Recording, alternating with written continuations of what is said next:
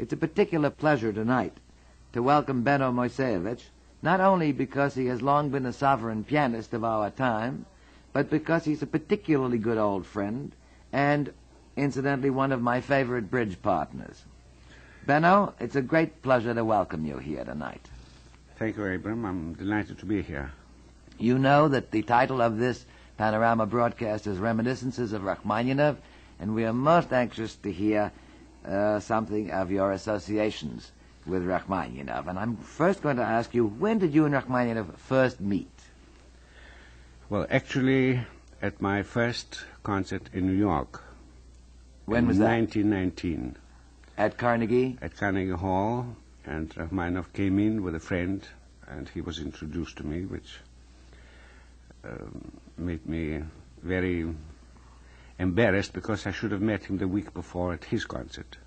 Oh. But I was overcome by shyness, being the first time in America and seeing new people and climate, and I didn't want to meet a great man under those circumstances. But you did go to hear him? I certainly heard him, and it was a wonderful recital, but I was overcome, as I say, and I did not go to meet him, and I was all the more thrilled when next week he came into the artist room and we met. Benno, were you playing any of Rachmaninoff's works that night? Yes, I played 3 or 4 of his preludes. And that, I think, is really the link that started our friendship, especially one of the preludes, because he was very gracious in his comment, appreciation. Especially, he mentioned one prelude. Which one? The B minor. And I said, well, that happens to be my favorite prelude. And he said, well, I'll let you into a secret. It's also my favorite prelude. Yes, almost anything but the C-sharp minor was his favorite prelude, wasn't it? Tell us some of the things that come to you in connection with your performances of the first and the second concerto, Benno.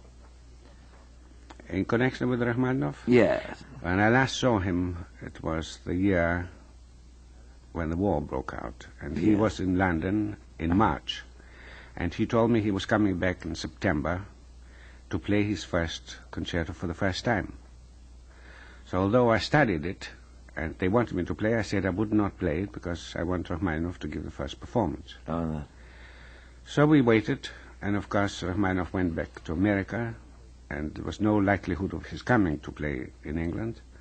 So I was the first to play this work in the new version, at any rate. Yes, the revised version. The revised version. Do you know the original version, Benno? I saw it. It looked terrifying, about twice as long and twice as many notes. Oh, really? Oh, terrific. I thought he added a great deal. No, I don't think so. No, there were too many more passage works. Yes. What did you do, sort of here and there modernize the harmony? Well, that's one imagines. I don't know. I just glanced through the copy of the first version. But here he certainly harmonized and introduced new rhythms, changes of time, and made it much more modern. With Rachmaninoff one day after lunch, I went up to his room for a little chat, talking about all sorts of things, and then he asked me, have you heard so-and-so lately? A mutual friend of ours. I said, yes. He said, how was he? I said, oh, wonderful form, as usual.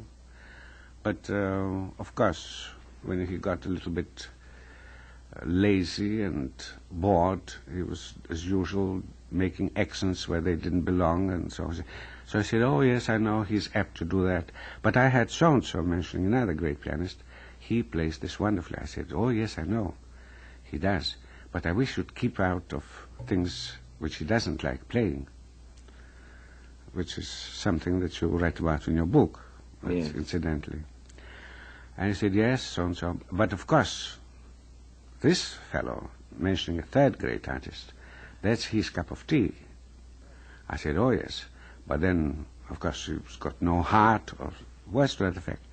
At any rate, within a few minutes, we went through about 8 or 10 pianists. Everybody was wonderful, but something... We were speaking without any animosity or venom. It's just they're all friends of ours. We both admire them very much, but in just harmless discussion, you're apt to make these remarks. And then I looked at my watch and I said, good God, I must go. I'm late. So he got up and helped me, and opened the door for me, and shook hands. I was already on the other side of his suite. He said, well, I thank you very much. So I said, thank me? Why thank me? I said, I thank you for a nice luncheon, a nice half an hour companionship. He said, no, I want to thank you because you killed everybody except me. So I said, oh, wait a moment. Next week I'm lunching with Hoffman and then we'll kill you. So the last I saw of him was his mouth wide open, roaring with silent laughter. Well, that's a happy memory. Benno, tell me about some of your ideas in regard to playing the works of Rachmaninoff, which you have heard him play personally or on recordings. How close do you think the artist, the interpreter, should try to come to the composer's ideas of a work as he exemplifies it in his performances? I was always thrilled, but I never was an imitator. But I must have unconsciously incorporated some of his ideas. But in many ways, we differed. Yes, of course. And he knows that. Yes, just as And a he personality. never objected to it. I know that very well about him. He was remarkably flexible in allowing other people their own individualities. Yes, but apart from that, you know, something occurred to me. I don't know whether it's just fancy.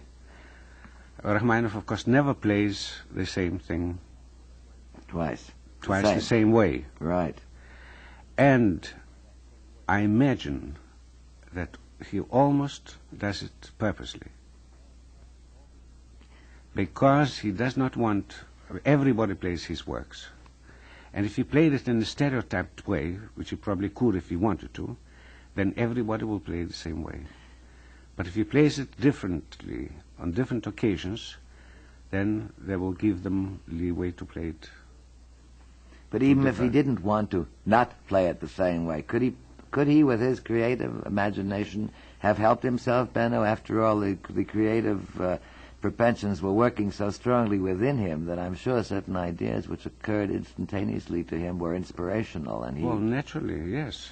Just as they do to you, or to any other great artist. Yes, but then, of course, he can... what he may not agree, if you do to a work of Chopin, add an octave or a chord or something, he does it himself in his own works. Yes. But not every time, because he doesn't want anybody that hears him, any pianist that hears him, think, oh, this must be right, and we'll play it that way. Yes. Sometimes he does it, sometimes he doesn't do it, because he never practiced his works in any case.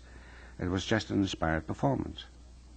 Yes, and it's fantastic because they are so formidable in difficulty, aren't they? Well, his technique was all ready-made. It was all for these things. He played it for so many years. I asked him once, before I played that in the second concerto, I said, do you ever practice before a concert? He said, no, and put up his finger to his throat. He said, it's up to here. I said, if I had to practice them, I would never play them.